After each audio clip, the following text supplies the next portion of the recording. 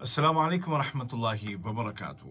خبروں کے پہلے نشریے کے ساتھ میں ہوں عبید طاہر۔ پیش خدمت ہیں اس وقت کی اہم سرخیاں۔ صاحب سمو امیر شیخ تمیم بن حمد آل ثانی کو کویت کے ولی عہد کی جانب سے ایک ٹیلی فون کال موصول ہوئی۔ صاحب سمو امیر کے ساتھ ملک کے دورے پر آئے ہوئے خلیجی تعاون کونسل کے جنرل سیکریٹری نے ملاقات کی، جس کے دوران جی سی سی کے مشترکہ سفر کا جائزہ لیا گیا۔ وزیر اعظم و وزیر داخلہ کے ساتھ مصر کے وزیر برائے ٹرانسپورٹ نے ملاقات کی۔ ملاقات کے دوران دو طرفہ تعلقات اور ان کو مستحکم کرنے کے وسائل کا جائزہ لیا گیا۔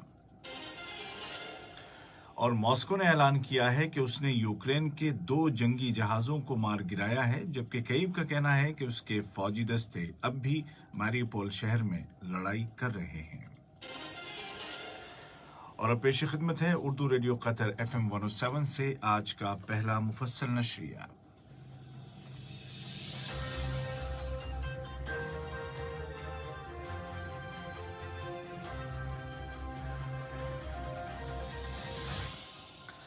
بسم اللہ الرحمن الرحیم۔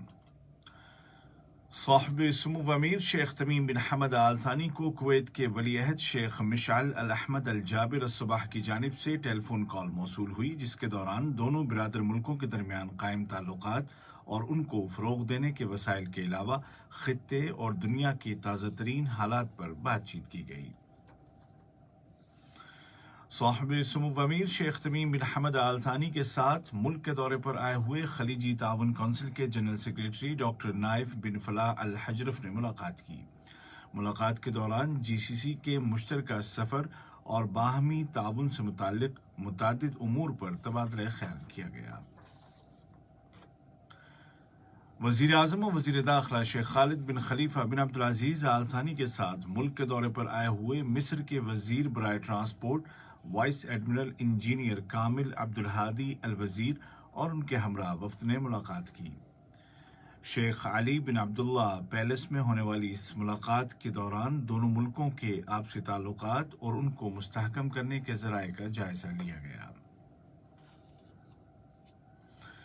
نائب وزیر اعظم و وزیر خارجہ شیخ محمد بن عبد الرحمن آل ثانی کے ساتھ جی سی سی کے سیکریٹری جنرل ڈاکٹر نائف بن فلاح الحجرف اور ان کے ہمراہ وفد کے اراکین نے ملاقات کی، جس کے دوران خلیجی تعاون کونسل کے ممبر ملکوں کے اب تک کے سفر اور خطے کی تازہ صورتحال پر گفت و شنید کی گئی۔ وزیر برائے ٹرانسپورٹ جناب جاسم بن سیف السلیطی کے ساتھ ملک کے دورے پر آئے ہوئے مصر کے وزیر برائے ٹرانسپورٹ وائس ایڈمرل انجینئر کامل عبدالہادی الوزیر نے ملاقات کی، جس کے دوران دونوں ملکوں کے درمیان ٹرانسپورٹ اور بندرگاہوں کے شعبوں میں تعاون اور اس کو بڑھانے کے طریقوں کا جائزہ لیا گیا۔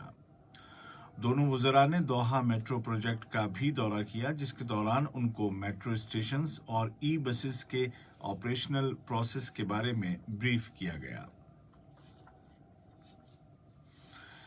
وزیر تجارت و صنعت شیخ محمد بن حمد بن قاسم آل ثانی کے ساتھ ملک کے دورے پر آئے ہوئے جنوبی کوریا کے وزیر برائے تجارت و صنعت اور توانائی جناب مون سونگ واک نے ملاقات کی، جس کے دوران دونوں ملکوں کے آپسی تعلقات اور ان کو فروغ دینے کے طریقوں اور وسائل کا جائزہ لیا گیا۔ شیخ محمد بن حمد بن قاسم آل ثانی نے دوران ملاقات بالخصوص قطر کی ان کامیاب معاشی پالیسیوں پر روشنی ڈالی جو پرائیویٹ سیکٹر کی سپورٹ اور ملک میں غیر ملکی سرمایہ کاری کی حوصلہ افزائی کے لیے متعارف کروائی گئی ہیں۔ وزیر مملکت برائے امور توانائی انجینئر سعد بن شرید الکعبی کے ساتھ جنوبی کوریا کے وزیر تجارت و صنعت اور انرجی جناب مون سونگ واک نے ملاقات کی، جس کے دوران دونوں ملکوں کے باہمی تعلقات اور انرجی کے شعبے میں آپسی تعاون اور اس کو بڑھانے کے طریقوں پر تبادلہ خیال کیا گیا۔ قطر نے سویڈن کے شہر مالمو میں شدت پسندوں کی جانب سے قرآن پاک کے نسخوں کو جلانے کے واقعے کی پرزور الفاظ میں مذمت کرتے ہوئے اس بھیانک واقعے کو दुनिया के 2 अरब से ज़्यादा मुसलमानों के जज्बात को भड़काने वाला ख़तरनाक अमल करार दिया है। वज़ारत ख़ारजा ने एक बयान में अक़ीदे, नस्ल या मज़हब की बिना पर हर तरह के नफ़रत अंगेज़ इक़दाम को मुकम्मल तौर पर मुस्तरद करते हुए ख़बरदार किया है कि मंसूबाबंद तरीक़े पर दुनिया भर में मुसलमानों को टारगेट करने की कॉल की वजह से अवामी सतह पर इस तरह की इश्तियाल अंगेज़ सोच में ख़तरनाक तब्दीली आई है।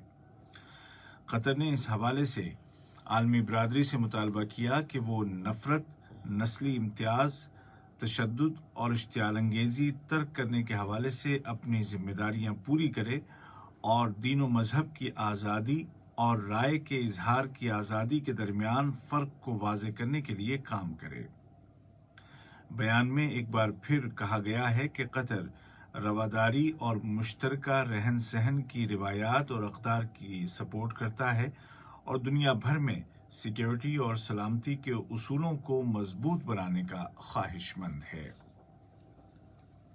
ये खबरें आप उर्दू रेडियो कतर FM 107 से सुन रहे हैं।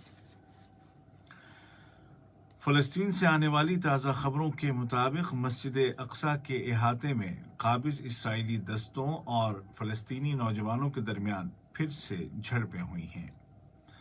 इसराइली गासिब फ़ौज के खुसूसी दस्ते ज़बरदस्ती मस्जिद अक्सा के इहाते में दाखिल हो गए और मस्जिद में फ़लस्तीनियों के दाखिले के हवाले से पाबंदियां लगा दी, जिसके बाद होने वाली झड़पों में दर्जनों फ़लस्तीनी ज़ख्मी हो गए, जबकि मुतादिद शहरियों को काबिज़ इसराइली फ़ौज ने गिरफ्तार कर लिया।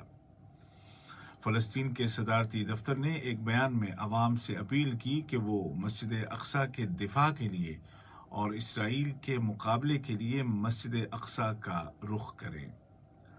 वाज़ेह रहे कि काबिज़ इसराइली दस्तों की जानिब से मस्जिद अक्सा के इहाते की बेहुरमती और ज़बरदस्ती दाखिले के बाद से शुरू होने वाली झड़पों का दूसरा दिन है।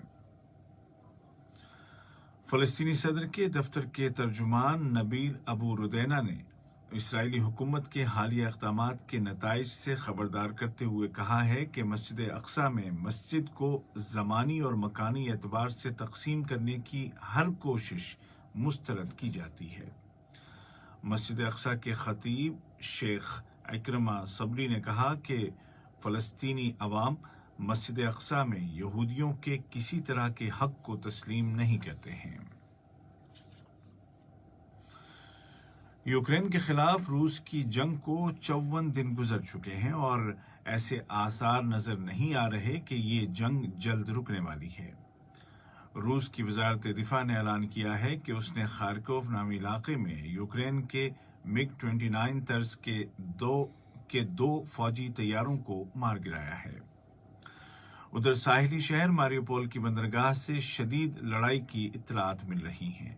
यूक्रेन का कहना है कि उसके बाकी मादा सिपाही लगातार मुकाबला कर रहे हैं और रूस के सामने हथियार डालने से इनकारी हैं, जबकि रूस का कहना है कि उसने शहरी इलाके पर कब्जा कर लिया है और यूक्रेन के कुछ ही जंगजू बाकी रह गए हैं। इसी दौरान यूक्रेन ने ऐलान किया है कि जंग ज़दा इलाकों से आम शहरियों को निकालने के लिए इंसानी काफिलों के मुतालिक रूस के साथ कोई इत्तेफाक़ी राय नहीं हो सका। यूक्रेन के सदर व्लादिमीर ज़ेलेंस्की ने कहा है कि यूक्रेनी शहरी अपनी सरजमीन से कभी दस्तबरदार नहीं होंगे। उन्होंने कहा कि गुजरते वक्त के साथ बातचीत का मौका भी ख़त्म होता जा रहा है। उधर इटली ने रूसी बहरी जहाज़ों पर इटली की बंदरगाहों में पाबंदी लगा दी है और कहा है कि यह कदम यूरोपीय यूनियन की जानिब से मॉस्को पर पाबंदियों के ज़िम्न में उठाया गया है। आज का पहला नशरिया ख़त्म होने से कबल इस वक्त की अहम सुर्खियां एक मरतबा फिर सुन लीजिए।